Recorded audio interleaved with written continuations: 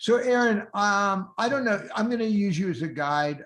Do you think I should give anybody on the call, should I talk about my background a little bit or I should think you should. I think you absolutely should. I'm really happy that you're here, Charlie. For those of you who do not know, Charlie Bresler is until recently, was the executive director of The Life You Can Save, which is an amazing organization in the effective altruist space that you're probably all familiar with. And I'm really happy that he's here to talk with us about his experience. But yes, Charlie, I would love for you to give kind of your background and then also The Life You Can Save's background.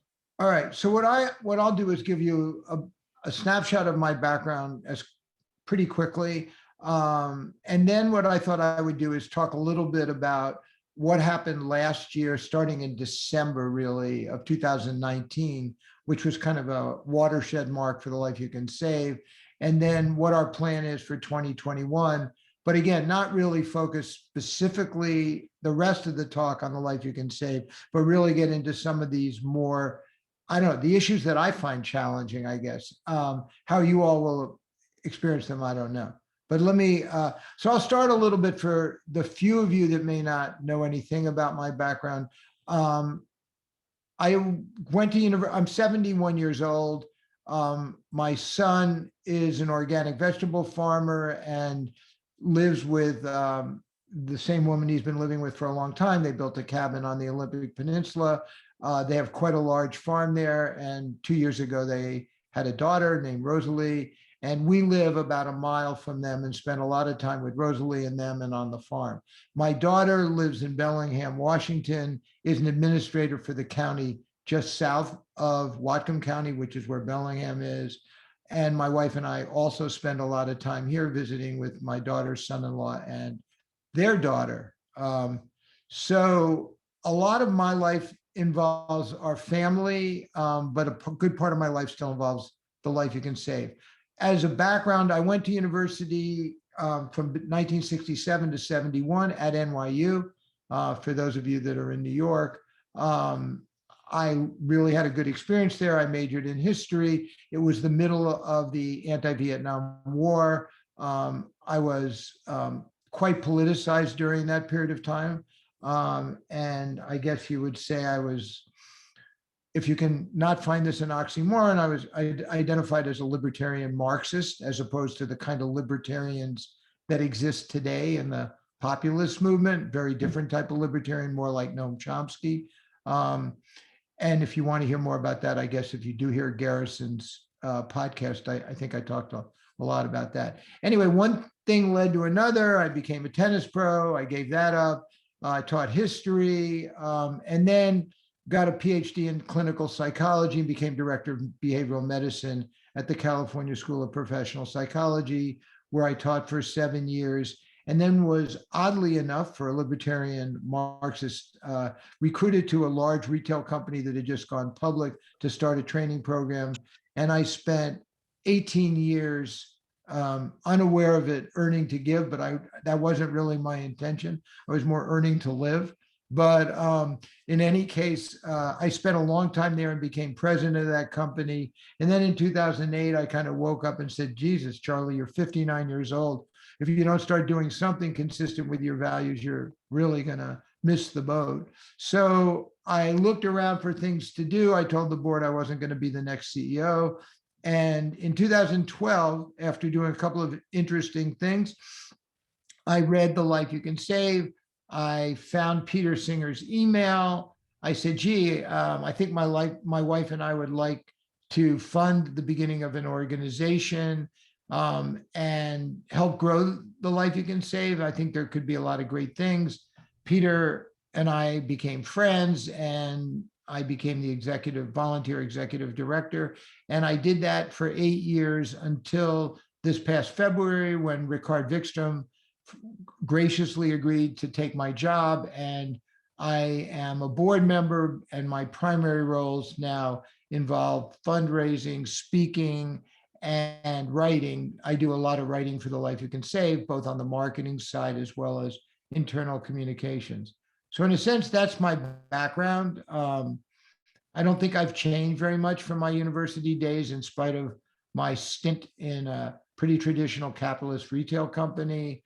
But I'm really grateful for the ability to work with Peter Singer and the team at The Life You Can Save and actually do some good. I wouldn't necessarily say it's the most good I could do. I have no idea what my relative marginal impact is, but it feels really satisfying, and it has for all 8 years. And I know that my wife has enjoyed being a major funder for The Life You Can Save. She's a family doctor who retired in the face of COVID at the beginning of COVID, and is now enjoying taking care of our grandchildren some of the time. And she also is doing some volunteer work for The Life You Can Save on the accounting side.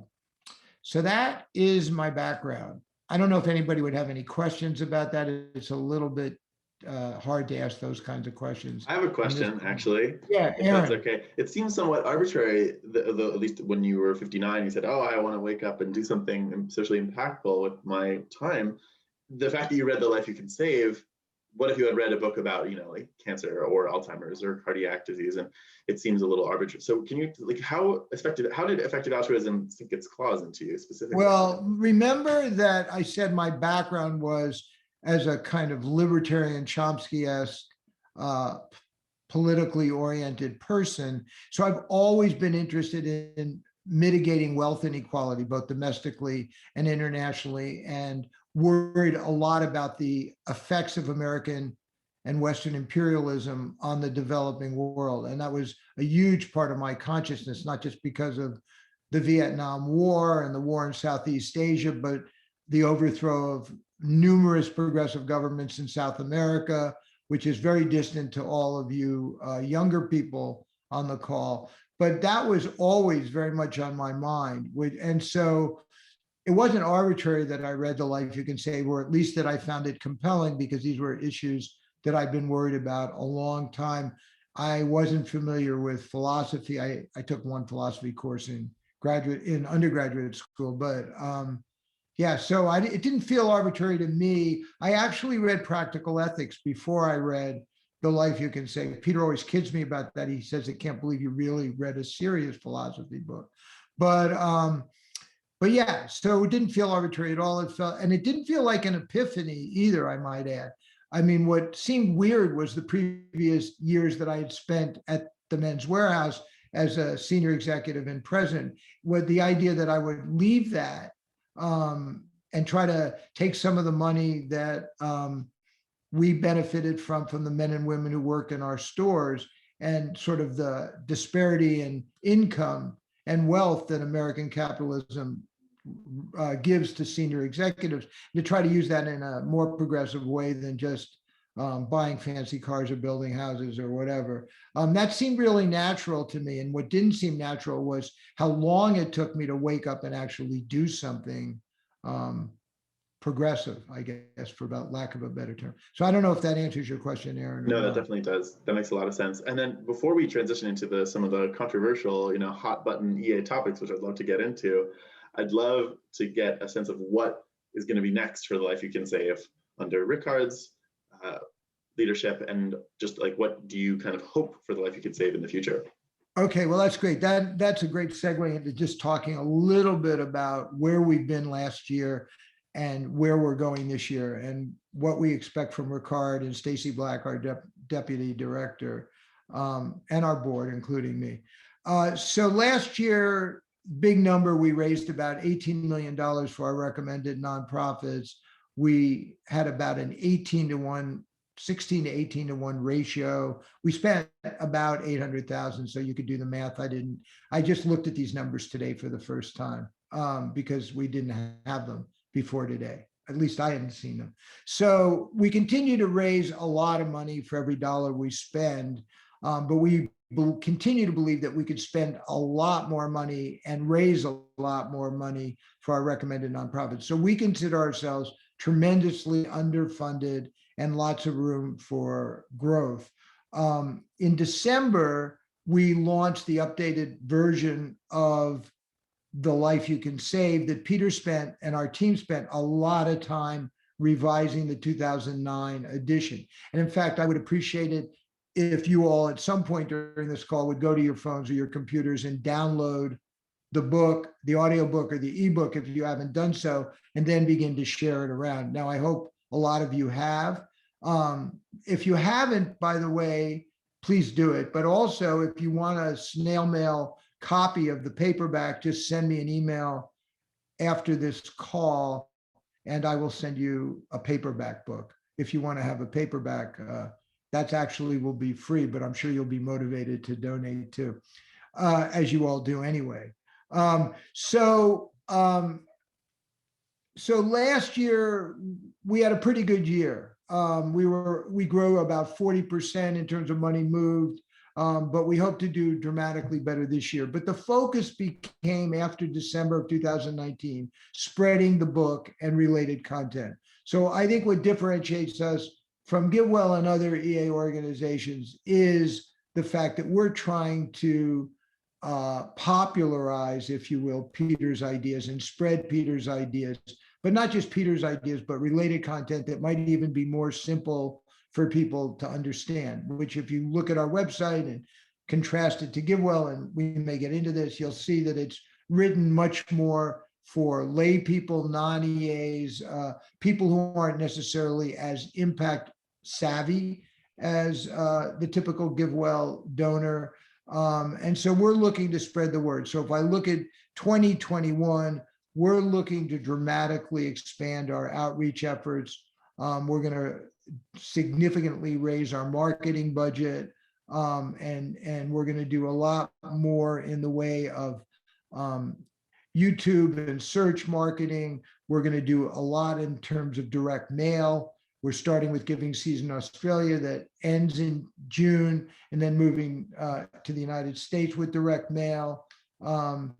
So we have a number of different marketing initiatives we're going to try. We're going to hire a senior marketing person to help Stacy and me, somebody hopefully who's extremely digitally savvy. I mean, I grew up in marketing, running the marketing department for the Men's Wearhouse, when all you did was put a television ad on TV saying, oh, I bought this suit at the department store for $400, and you get the exact same suit at the Men's Wearhouse for $299, I guarantee it. And it was that ad that consolidated the tailored clothing business in the United States. Unfortunately, it's not that simple to advertise and get everyone to become good at effective giving and start giving to Life You Can Save and GiveWell charities. But I was naive enough to think when I started at the Life You Can Save 8 years ago that it would be just that easy. And of course, I had a $90 million marketing budget at the Men's Wearhouse. And believe it or not, the Life You Can Save doesn't have a $90 million marketing budget. Although I would aspire to have a $10 million marketing budget and still get the kind of leverage that we're getting now. So anyway, we are planning on doing a lot more marketing. We're going to add some staff positions. As far as what you can expect with Ricard and his leadership and Stacy's, one thing you can expect is we'll be a lot more organized than we were under my leadership. Ricard is very buttoned up. He's Swedish, by the way. So you can expect somebody to be a lot less emotional and a lot more organized, I would say. Those are the two things. Ricard doesn't like writing, since English is his second language. I think he writes quite well. So he's going to leave a lot of the writing to others. So he won't write as much as I did as executive director, but he will be focusing on high net worth individuals in Australia. And I will be focusing, along with Marty Fleischer, who's just recently volunteered, who's a friend of Peter's, on high net worth individuals in the United States, because a lot of our strategy involves trying to move chunks of money with high net worth individuals. When I first joined or helped co-found with Peter the Life You Can Save, and I had this fantasy of having this super large marketing budget, I envisioned a retail donor times hundreds of thousands, if you can believe it. And so we didn't really have a high net worth strategy, which was a mistake on my part.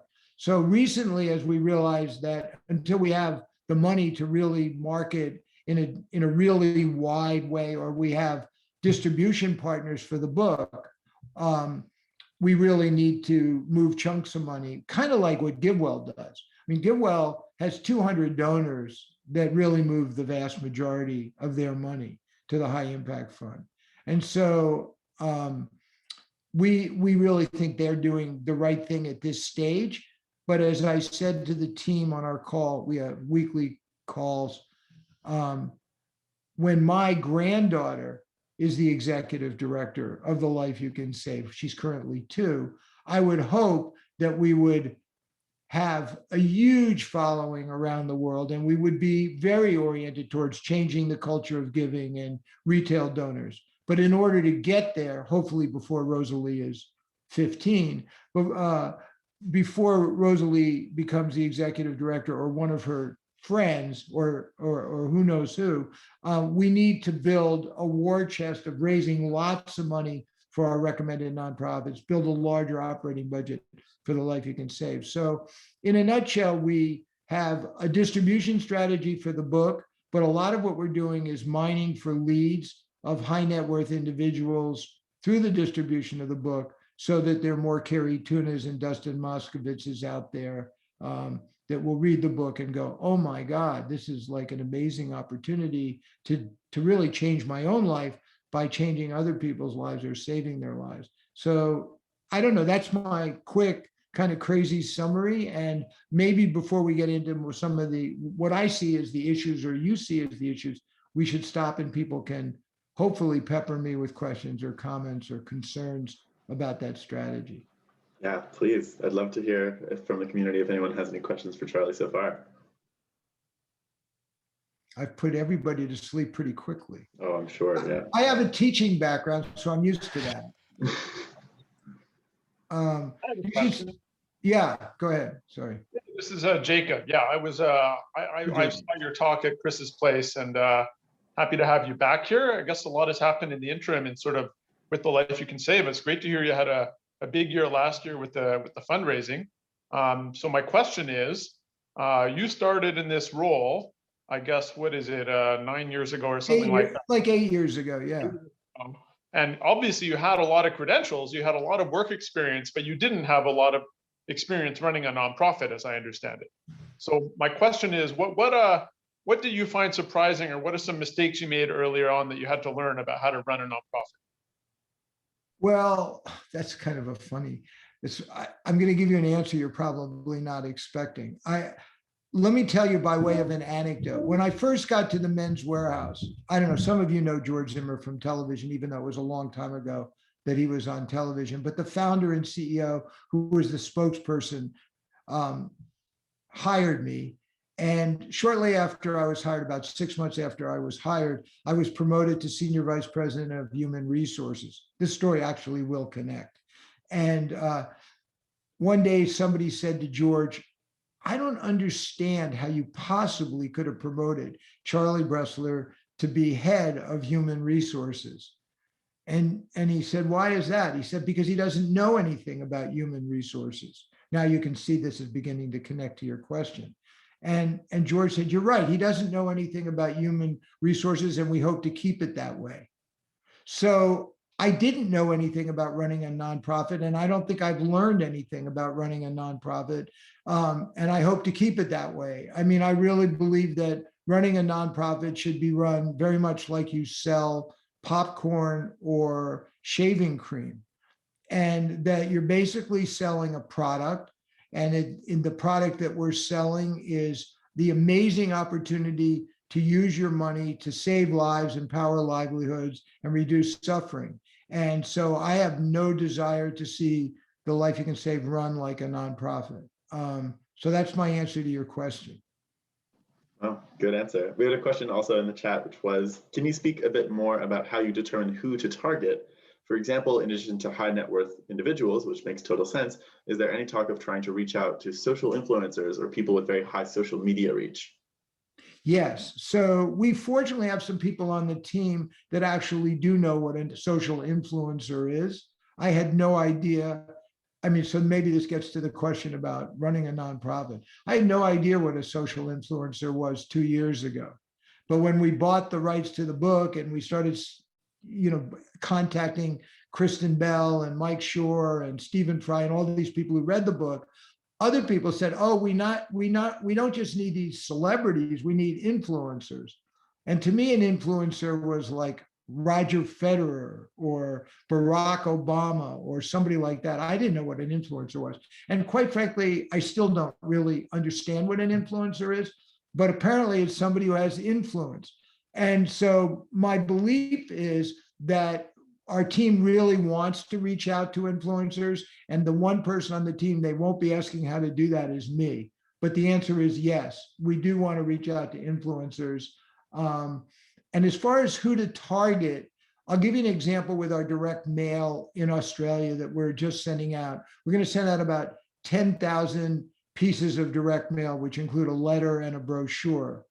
And frankly, the only person I know who does a lot of direct mail in the EA world, and I know she's not considered really in the EA world, is Kate Grant, who's a marketing person who runs Fistula Foundation. But she does a lot of direct mail. But we're going to do direct mail for giving season in Australia. And we're basically targeting homeowners who live in rich neighborhoods, very sophisticated stuff. So we're going to send out about 10,000 pieces in Melbourne and Sydney. Fortunately, Australia doesn't have a lot of cities because we don't have a lot of money. But that's how we're going to test it and see what happens. And so we target them by zip code.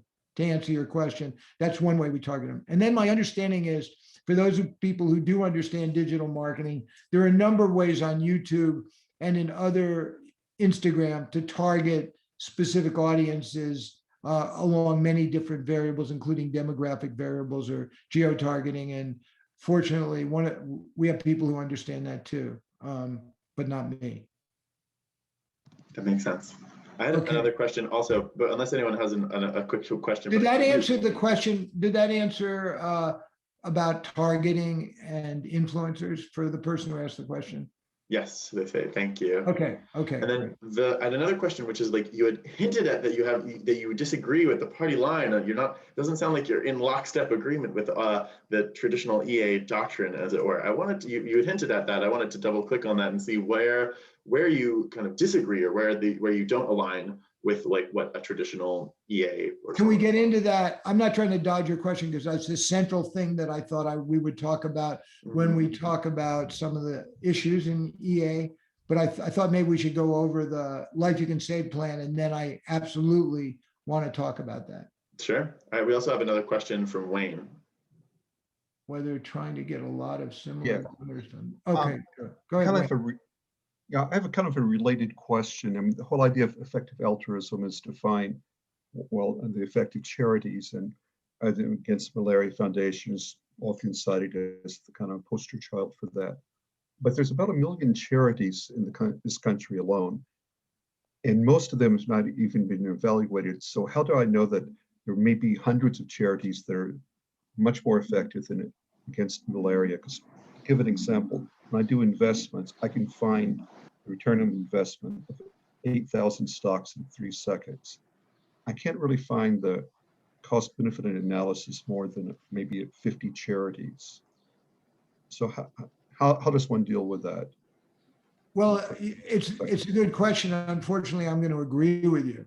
We don't know. And one of my criticisms of the effective altruist movement is they ask the question, both Will and Peter asked the same question, how do you do the most good?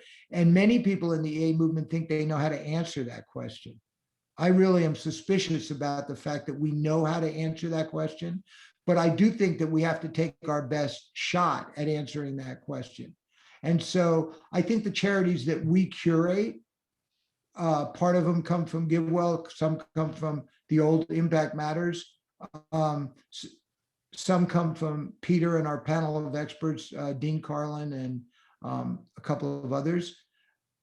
I think they're our best shot at doing the most good in extreme poverty, but I doubt they're the final answer of how you do the most good in extreme poverty. So I think it's one lives in a state of the unknowable in life, and you always do what you think is best at the time. I mean, I met my wife in high school, and so I decided, you know what, if she's willing to marry me, I'd like to marry her, and we did. And we've now had 47 fantastic years together with 2 kids and 2 grandchildren. But maybe I could have done better, or she could have done better, but I don't know. So that's really, in some sense, my answer to your question, Wayne. It may be unsatisfying, but I'm hoping that the Life You Can Save can get better at curating charities. I'm hoping that we'll get into this, but we widen the marketing funnel, that we have more charities, and some of them will be better than others. I happen to think AMF is a spectacular charity. I actually think Development Media International is as good, even though GiveWell does not. I think they might arguably have the lowest cost per life save of any of the charities we're currently supporting. So it's not even easy for people as talented as the research GiveWell. Right? A lot of controversy about SCI, about whether or not mass deworming is the right thing to do. GiveWell gives them a standout status, I think, top charity or one of the top charities. But there are people like Caroline Fines who think the research should suggest that we shouldn't be supporting mass deworming.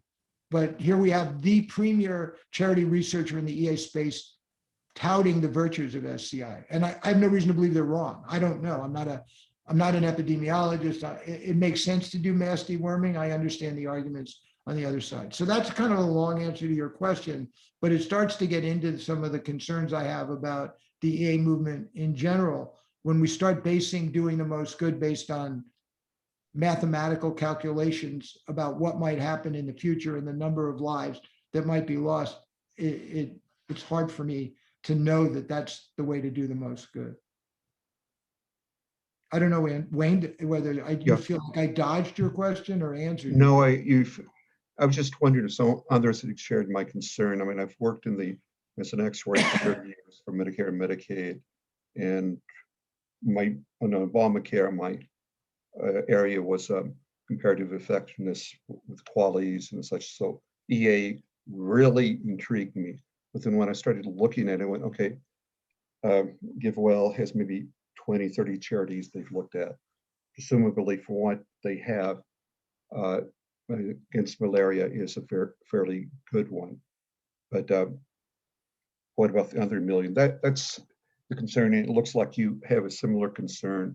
Default would but it's be, not, but I don't want to be paralyzed by that concern. oh, no. Yeah. I would go for AMF, Yeah. but as intern, but I was kind of going, yeah, but we really need to evaluate all these charities. I mean, they do a lot of work on 20 or 30 charities, but we need to do a lot, maybe a quick thing on many more charities that would say, okay, now we got the top 1% of 100 charities. Let's look at those a little bit more fully. So when I started back in 2012, 13, Dean Carlin, Jacob Harold, Peter, and I wrote a grant to the Arnold Foundation to start a GiveWell-like charity evaluation organization that would be extremely well funded. And it looked like we might get the grant. We weren't looking to compete with GiveWell. We were looking to create something that would be able to afford a much broader net than GiveWell, but we didn't get the grant. But I always believed that we would be on firmer ground if we had a much better base of charity selection than even GiveWell allows us. Although I think GiveWell, with their resources, does a great job.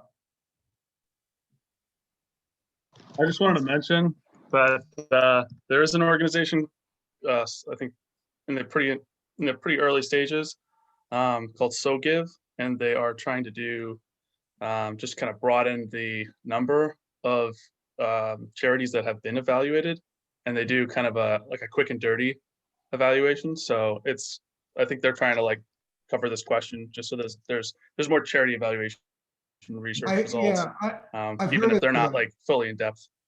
Right. I kind of think that I've had some contact with them, but I don't remember exactly what it was. Yeah, Mike, if you could drop the link in the chat for people to follow up, that would be really. I know I've looked at it. Thank you. Anyone else have any questions about Life You Can Save or Charlie's background? Or if not, we can move into the spicy stuff. Spicy stuff. We started getting into it a little bit. That's spicy. That's right. No more questions. Somebody said, a lot of smaller donors on board, those social media. Okay, got it. I have a, hey Charlie. All right, I had a question. Josh, you're going to EA meetings now? Yeah. They let you out of the zoo to go? So occasionally they let me out of work to stop teaching undergrads and come in and.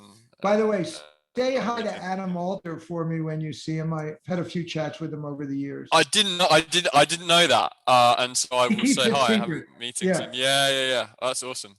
Okay. Cool. Yeah. So I just want to actually to follow up on the kind of social media side of things. And I don't know if it's something you consider, or maybe this is just a suggestion, but like, I really like what so the Humane League do, where they kind of organize a bunch of volunteers to kind of systematically like post on certain companies' social media and do things like that. But they kind of like have like a bunch of volunteers just trying to raise a profile of certain issues. But I could just imagine like trying to do something like that with like effective charities, seeing if you have like a dedicated kind of set of volunteers just trying to post about them in a strategic way. Like maybe it would be a way, kind of something you could do parallel with the influencers to try and kind of just attract a broader market of people. It might fit in well with what Giving Multiplier is doing, which I kind of want to talk about before we get off of this call. But it's really nice of you to volunteer to organize that, Josh. I thought they'd keep you busy. Of course. Trying to get tenure.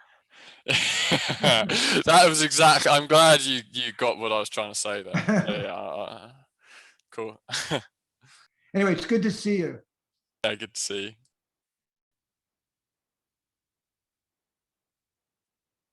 All right, if no one has any other questions, I'd love to ask Charlie where, and I guess you kind of had brought this up a bit now, like when we're talking about GiveWell, but what are the party line disagreements that you have with EAs?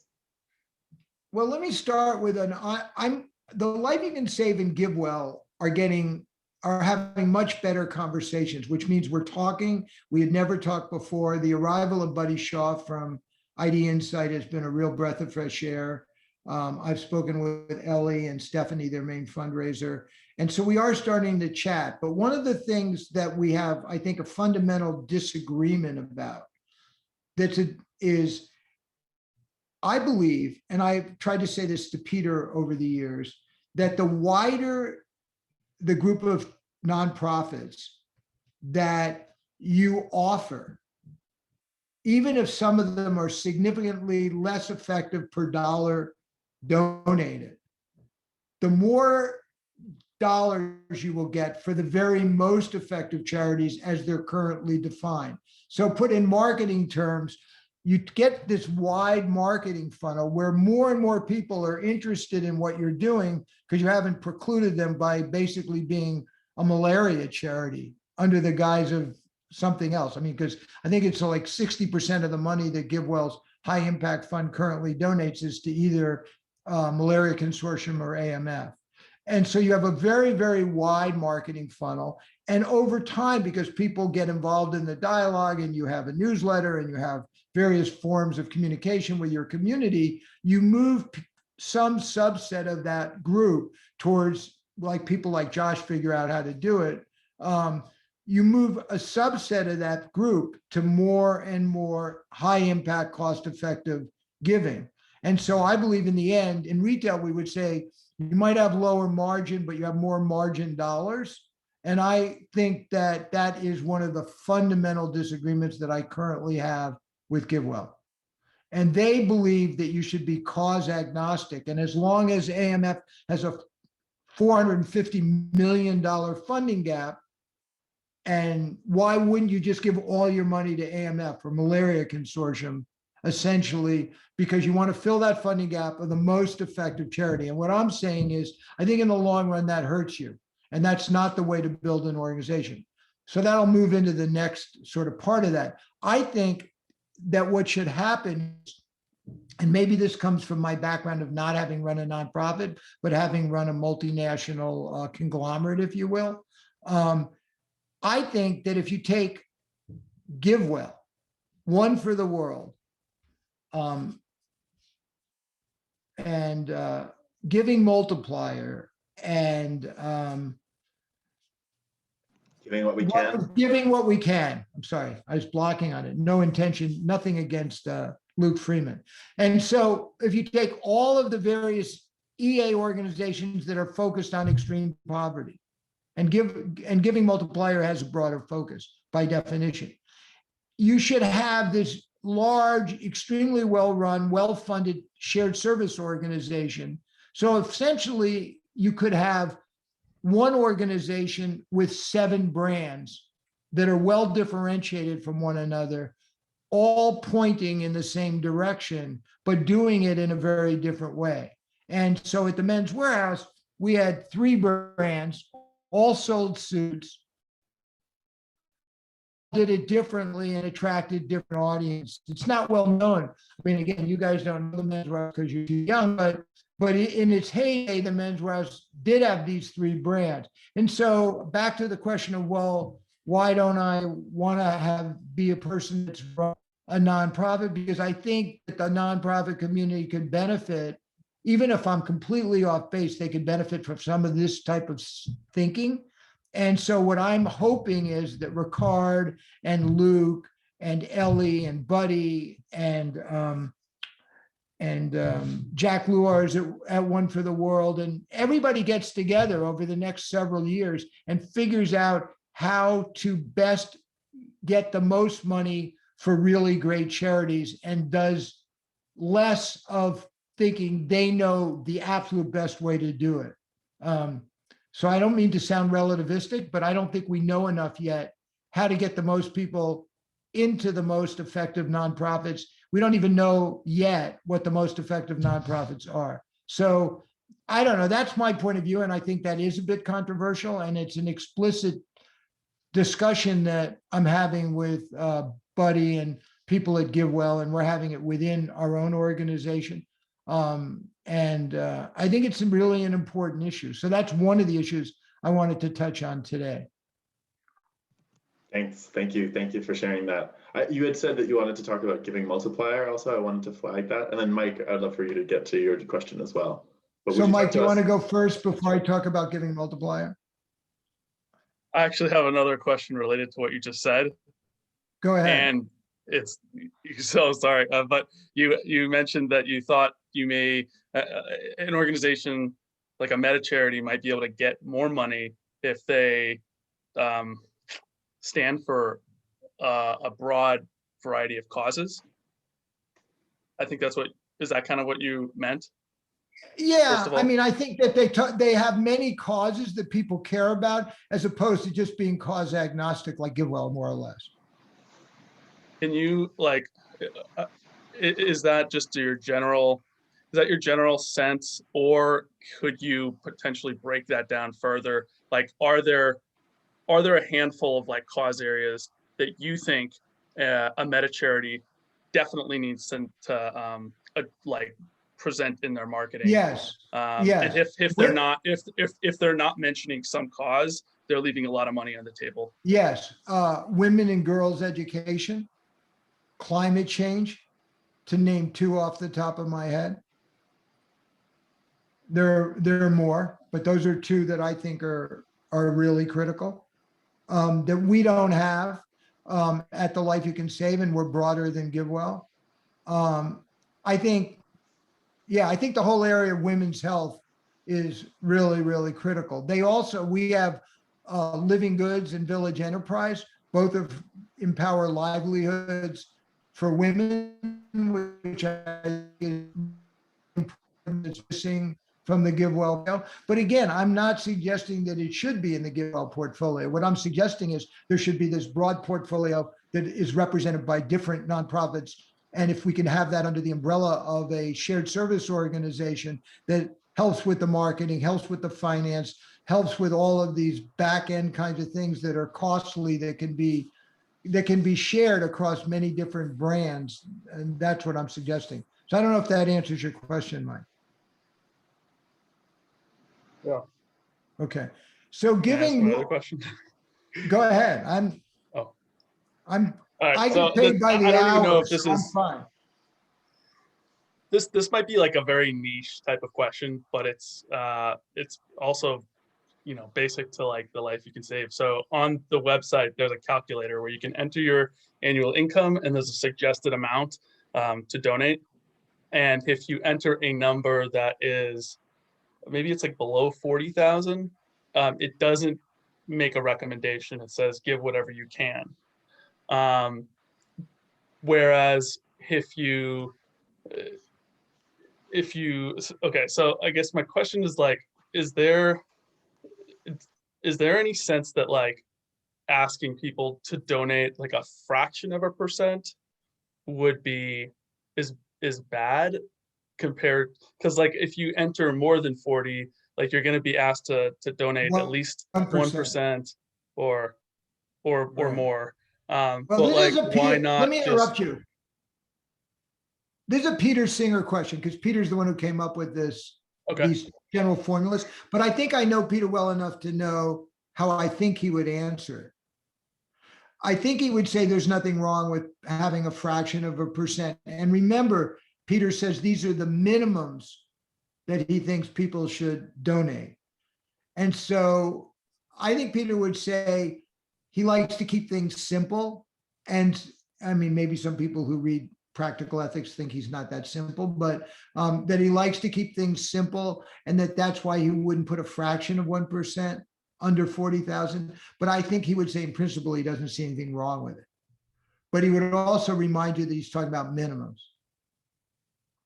By the way, people who make a lot of money, you know, like my former colleagues at the Men's House or some of the people I run into at my fancy country club. I'm kidding. I don't belong to a fancy country club, but they are shocked by how much Peter thinks their minimum is, right? Like they cannot believe that he thinks they should donate that amount of money. Anyway, so I don't think in general there'd be a problem with a fraction, but I don't think Peter thinks it makes things easier for people to put a fraction. Remember, we're supposed to be smart giving simplified, so I don't know. Probably doesn't fit. That makes sense. What do you think, Josh? You're the genius about how to talk to people about giving. Do you think we should have a fraction there? No.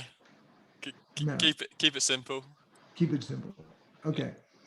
Yeah, I would agree. We had a question in the chat as well that we wanted to get to real quick, which was about celebrities. And have you ever thought of, does anyone at the Life You Can Save thought of targeting celebrities who very often will pledge, they'll say like, oh, I'm going to donate X percentage of my income. Is there like a SWAT team at the Life You Can Save that goes in and tries to get in their inbox before they, you know, the masses, you know, pull their attention away and divert their attention and funding elsewhere? The answer is yes, but our SWAT, and I'm on that SWAT team, but our SWAT team has not learned how to shoot. So we're not being very successful yet, to continue with your metaphor. But I did get within a couple of hours of a meeting with the person who runs Roger Federer's foundation, and she had emergency surgery. I was in Zurich just to meet with her. The fortunate thing for me is that Zurich's a wonderful place to be in Lake Lucerne, so it wasn't like a tragedy. But yes, we do have a SWAT team. We haven't been real successful, but we did land all those narrators for the book, the audio book. And I hope everybody is remembering to download the book if you haven't done it at thelifeyoucansave.org/book. If I didn't say that, Stacy Black, our deputy director, would shoot me. And Paul Simon, by the way, just sold all of his songs or most of his songs. And he's a friend of Peter's. So we've been debating back and forth how much money we should ask Paul Simon to donate. And it's our team has ranged from $500,000 to 27 million. So I'm not sure what we're doing, if anything. Peter or not, doesn't love asking people to donate money. Somehow they didn't teach them that at Oxford. So fortunately, we were going on a trip together to meet with a very wealthy person once, and I begged Peter to take me on the trip. It was quite a long way away. The donor's anonymous, so that's why I can't mention more specifics about it. And so Peter finally agreed to take me on the trip, although I had to carry my own suitcase. And we met and we were having dinner with the donor and still nothing was happening. And so finally I said, screw it, I'm just going to make a pitch. And so I made my 10-minute pitch, and then he had to go attend to his daughter and wife. And when he walked away, he said, Peter said to me, God, that was great. He said, so now I know why you insisted on coming on the trip. You actually thought I would fuck this whole thing up. And I said, absolutely. So Peter's not on the SWAT team. Anyway, all right, a little anecdote. Our team would tell you that I can't get off of a call without at least 3 or 4 completely irrelevant anecdotes. All right, so where are we? Other issues, other things that are on my list? Yeah, other things that are on your list of either disagreements or also hopes Okay. for the movement and where you see it going in the future. So I am concerned. I met with Toby before he wrote Precipice and Will in Oxford like 9 years ago when I first decided to get involved with this whole venture with Peter. And Will was wanting the Life You Can Save to sort of come under the umbrella of CEA, be one organization with Giving What We Can. And in some sense, he had me reporting to their board. And I told him, no, there's no way I'm going to do that. I'm not going to go from reporting to George Zimmer to reporting to you. That would be like out of the frying pan into the fire. So, but we had a very amicable meeting. And so I left that meeting and we kind of went our own way, which is one of the reasons that the Life You Can Save is a little bit outside maybe some of the mainstream EA stuff. But I think Ricard, getting back to his leadership, has a really good relationship with Luke and a really good relationship with Jack at One for the World. And I think that there's going to be a lot of good things going on in terms of some of the collaboration of this new senior leadership, sort of that's younger than the older people. Not that Toby and Will or Michelle Hutchinson are as old as I am. But anyway, what I feel badly about is the extent to which EAs, and I cite 80,000 hours in this, are being led away from extreme poverty, global health, towards X-risk. And so I think there are a lot of people in the EA movement, 2,000 people in the movement, 3,000, I don't know. It's not a movement, but a group of people that are being not well represented by the senior leadership of the movement. So I don't know that. I don't have any evidence of that. I don't go around polling people, but I believe that's the case. And there's a philosophical argument to be made that people who are unborn's lives are as worth as much, or at least some percentage as much, as people who are alive. But I think there's a compelling case to be made. I'm putting climate change aside for a moment because that's not usually considered an existential risk necessarily. So I think that the leadership of the movement is overly focused on Toby's point of view. And I know that Joan Gass, for example, who I think is fantastic, who's like the number 2 person at CA, she made me read Precipice. And it's like, well, she couldn't really verify that I read it, but she told me I should buy it and read it. And I have read some of it. And I think I understand the argument. And it's a good book, but I do think there's too much emphasis on, I don't know if it's called long-termism or X-risk. So that's one of the things that I think is controversial. And I think that people in the movement need to, maybe they are, and I'm just out of it, which is very likely the case, but there needs to be more dialogue about that. And I think more of an even-handed approach towards people who are alive versus people who are yet to be born. And again, I'm putting climate change in a different bucket. So that's one that I wanted to mention, Aaron, that was on my mind. That makes a lot of sense. And thanks for sharing. I do want to be mindful of time. We have a couple of questions I want to get to from Jenny. Let me just say one more issue and then I'll answer the question. And then don't forget about talking about Charity Multiplier. Oh, okay. All right. Well, Giving Multiplier, I urge everyone to go to their website. I think it's a brilliant idea. And I actually think this is really, I shouldn't say this as the former executive director and one of the primary funders of the Life You Can Save and friend of Peter Singer. But I think if you took GiveWell, the Life You Can Save and Charity Multiplier, and they were all equally well funded, meaning the operations and marketing, and equal amount of talent in each of the organizations, that in the next 10 years, Charity Multiplier would move more money towards what even GiveWell thinks are the most effective charities than either of the other two organizations. So maybe given in the interest of time, I have to leave it at that. And maybe someday you'll invite me or Josh Green or Lucius to have a discussion about Charity Multiplier. But I think everybody's got to look at it. It's, I think, a brilliant idea. I think Josh Green is brilliant. I don't know Lucius, but he must be as well. He's his postdoc. And so I just wanted people to become aware of Charity Multiplier and look at it. Okay. I just want to say one word. Those of us that run meta charities really struggle to raise money to grow our organizations. And I think the EA movement has neglected, like, the Life You Can Save, because we don't have a Kerry Tuner or Dustin Moskovitz. And I think and I'm now not the executive director, so I can say this, I think we're underfunded by a tremendous amount. And I think more effort should be given Ricard and our fundraising team to help us get better funded so we can do more good. That's the other thing I wanted to say. All right, questions. Thank you. Let's go to, I think I saw it was, who had their hand raised in the chat? I'm sorry for this. This was Jenny. I saw you raising your hand. Yeah, so I think I had a question regarding like the divide in the EA community between the long-termists versus like people who are more focused on current issues.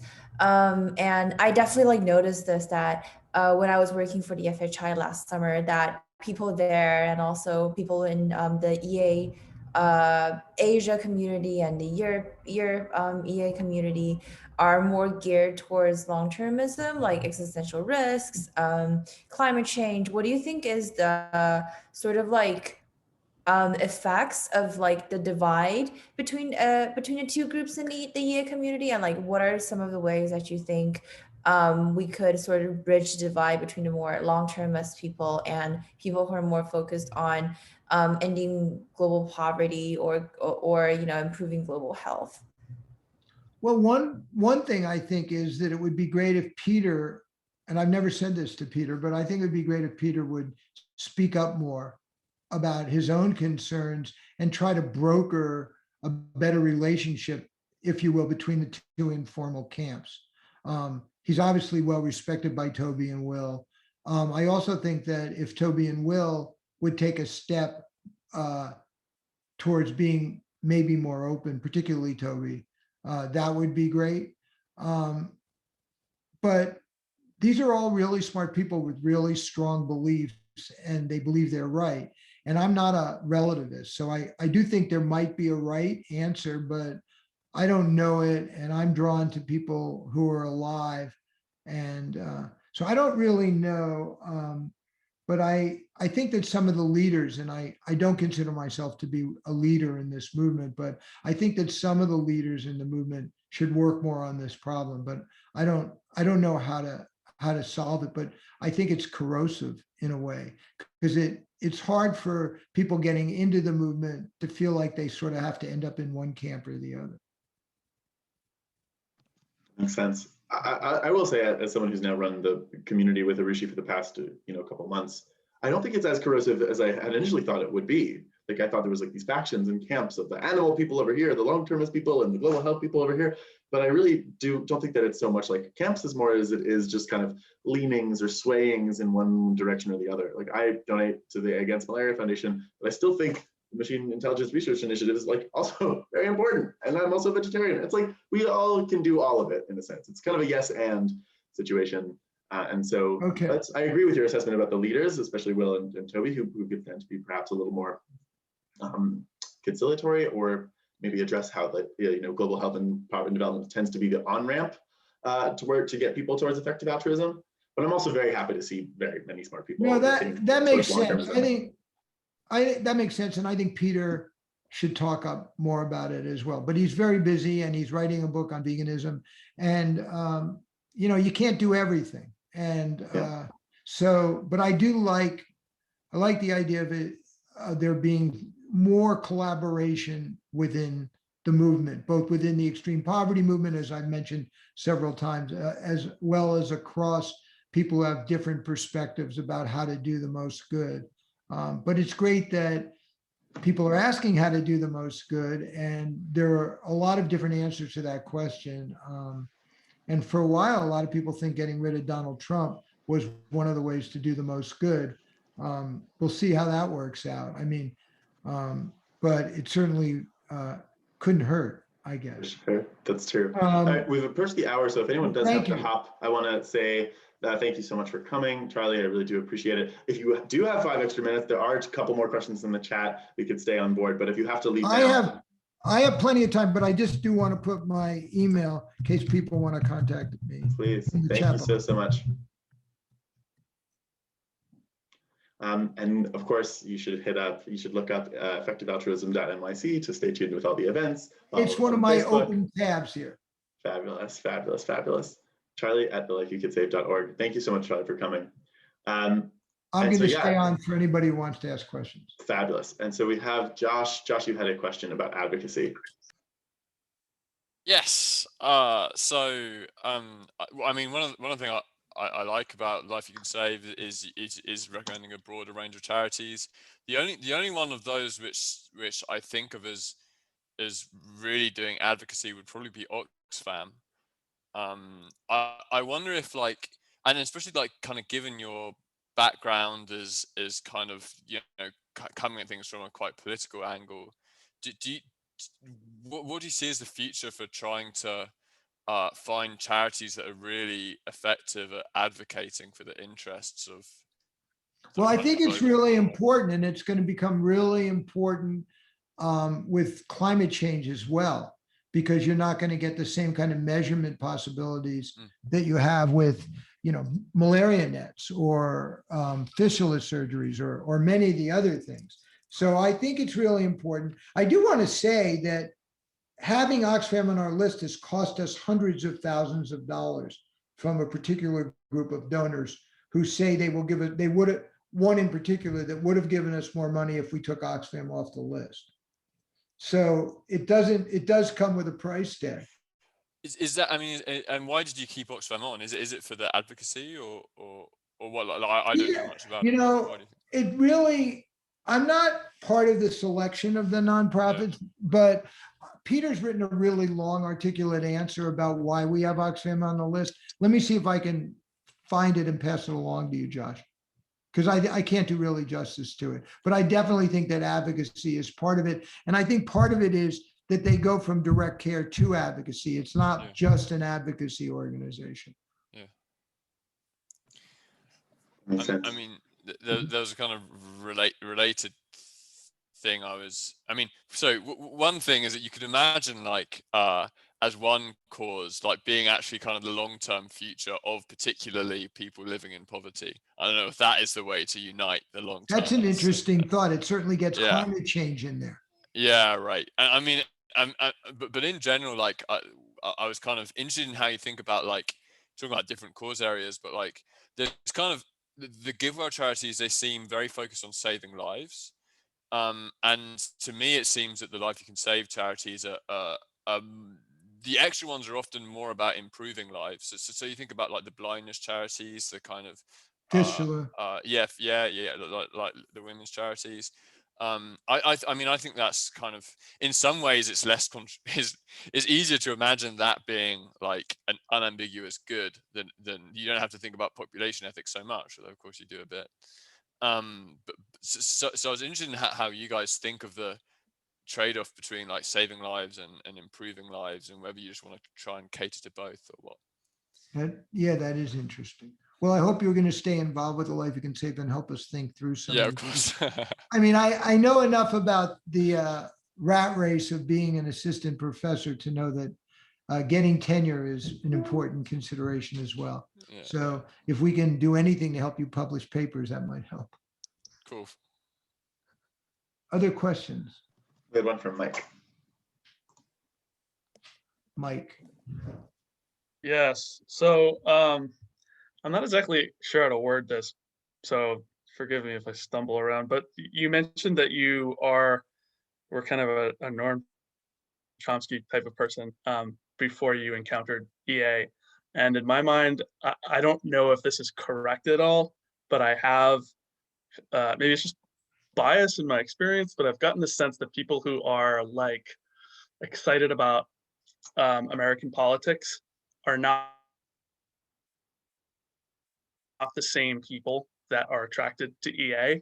And there are certain like types of issues. So like in EA, existential risk and global poverty are big. Whereas maybe in like the popular media, people who are interested in American politics, they gravitate toward like immigration or racial justice inequities. And my question is, because I don't know if you would align yourself, I don't know if that is like a true dichotomy, or if you would like align yourself with one or the other. But if what I'm saying makes any sense to you, do you think that like EA has a difficult time appealing to people who are interested in, I don't know, maybe more popular issues, or like those kind of social, like Western world social justice type issues? So I think your question is very I understand it. I think it's a good question. People like myself who are attracted to people like Noam don't think of ourselves as interested in American politics because of issues of social justice domestically, primarily. I think Chomsky really came into prominence in 1970 with American Power and the New Mandarins by his emphasis on American imperialism and its impact on the developing world, particularly Southeast Asia. But then if you look at a whole generation of historians, they were interested not only in the impact of American imperialism on Southeast Asia, but also South America, Central America. And so I think of myself as not particularly attuned to issues of social justice domestically. Not that I don't care about them. I care about wealth inequality. I care about racial justice. I care about gender equality. I taught feminism when I was a history teacher the first 3 years after my first graduate degree. So I'm interested in those things. But like Chomsky, he's interested in American politics, not mostly, I would say, and of course, Noam's not here to agree, but not mostly because of its impact on domestic issues, but because of what he would consider to be the malevolent impact of the United States on the rest of the world and its partners, not only its partners in Western Europe, but its partners in Israel. So, by the way, Noam's father was my cousin's Hebrew teacher. So just as an aside, remember, I like to tell these little anecdotes. But so I do think that, so let me say this, you gave me an opportunity to talk about one of the things I like to say that's quite controversial and quite critical. I think that the EA movement in general is ahistorical. They have really, as a group, a weak sense of history. They don't understand where they sit in the scheme of the last 200 years, or say since the French Revolution. I remember listening or being subjected to one of the EA leaders at an EA global meeting getting up and saying that he thought the effective altruist movement would be the last social movement that was ever needed in the world. I mean, I actually thought that was one of the stupidest things I've ever heard anybody say. He opened the meeting with that. I practically left. I left a few hours later after more of those kinds of comments. But I do think there's a lack of education, oddly enough, broad liberal arts education in the EA community. And I think it'll be a stronger community as people have a broader perspective. I guess that's all I can say about that. And I pointed to some of my weaknesses, hopefully a number of them early on, not knowing about social media, not knowing about lots of things that it would be better if I knew about, that fortunately other people on our team do know about. But one of, I think, my strengths as one person in this movement, and it's because I'm older, I think, and I hate to be ageist, but is I'm better educated than most people in the movement. And so is Peter. And, I'm not only educated in psychology, but also in history. And I think it gives me a perspective on some of these issues that is lacking. There are a whole bunch of things that you all and the younger people in the movement know that I don't know that are incredibly valuable. And I wish we could put us all on a mix master and blend us as opposed to destroy us. But I do think that there's a naivete, I would say, in the movement that will get addressed over time. But yeah, so anyway, let me just say that. But that when I think of Chomsky, I think of his analysis as being primarily directed on the effect of American politics on the rest of the world, not just mostly the United States. And that's what I'm focused on as well. Again, I think identity politics are, well, that's a whole other topic for a discussion. All right, Wayne, you have a question, and maybe we can make this the last question. So Yeah, I'm sorry, I could go on forever, but I have to cook dinner. Okay. Yeah. So Okay. Wayne, you get the final word. Final question. So much pressure on me there. I mean, I sort of like ageism, but then I put the okay and okay boomer myself as a fellow left-wing libertarian. So something we've kind of talked about is how to really choose which charities to go for. I mean, some people seem to say, okay, if you can have one charity to rule them all, and you should go for that. But we have the debate between the long-termers versus other charities. I mean, how do you make an explicit thing that of allocating the resources between 10 different charities or areas that you're interested in? Because people would have different values and so on. It's a kind of vague question, but it's kind of seems to go to the heart of EA of how to make these decisions once you theoretically have the data. For me, I don't make them particularly well, I don't think. I mean, for example, you might gather I'm very partial to Development Media International for two reasons. One, I've done behavior change in media as part of my life. And the other is, I think the team at Development Media International in London, the three people that I'm quite familiar with, including the CEO, are people that I think are just amazing. But that's not a very good reason. And so I would say a lot of the reasons why I support among our 22 nonprofits, the ones that I may more vigorously support are relationship-based or a very soft reading of the literature they put out. And so the answer is, I don't do it very well, but I'm pretty comfortable that in an intellectual way, that if I took a dartboard and put 22 tags on the dartboard and just threw darts, and I had to allocate my money with 5 darts on that dartboard, I'd probably be pretty comfortable. So I don't know if that's like a Rawls veil of ignorance or whatever that is, but I'm okay with all of our nonprofits. I mean, when I say okay, very good. And I don't think I have an answer to your question, Wayne. Unsatisfying as that is, I just don't think. I think I've done this on a very emotional basis. Once we've curated these nonprofits, and I've decided who I'm going to stipulate as a relative expert. I don't think that's the thing to be sad about. In fact, I think it's actually kind of nice to see a veteran EA or someone who's been in the effective giving space for so many years struggle with the same issues that I mentioned many of us on the call, many of the people who are watching this offline face. It's like, we don't know the answers. And anyone who claims to know for sure is probably, I wouldn't trust them, By the way, I do want to put in a good word for Leah Edgerton, even though I haven't mentioned Animal Charity Evaluators. I had the good fortune to be on a panel with her a couple of months ago, and I think she is spectacular. And it made me want to learn more about ACE. And I think it should be more integrated into the general movement. Here, Partly here. 'cause- yeah, so I just wanted to say that if any of you get a chance to talk to her, or meet her, or do anything with ACE, I encourage you to do so.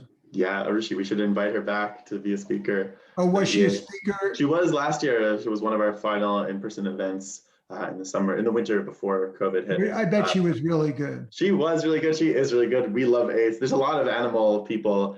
We're all animals, but there's a lot of folks who really care about animal advocacy and effective animal in the New York area, and so it's still a very effective, like a highly prioritized cause area within the EA NYC community. So she's definitely always a welcome guest.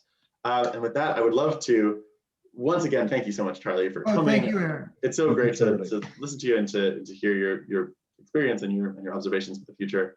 And yeah, please stay in touch, and thank you for sharing your email, and for everyone else who's joined, thank you so much for coming. Great to see you as always, and we hope to see you at another EA NYC Yeah, and it event might pretty be soon. interesting to have Ricard on sometime to get a whole different view, a much more organized, buttoned up view of the life you can save. Yeah, we'd love that for sure. All right. All right, Take thank care. you so much, Charlie. Great. Bye, everyone. Take care. Cheers. Thanks, Charlie.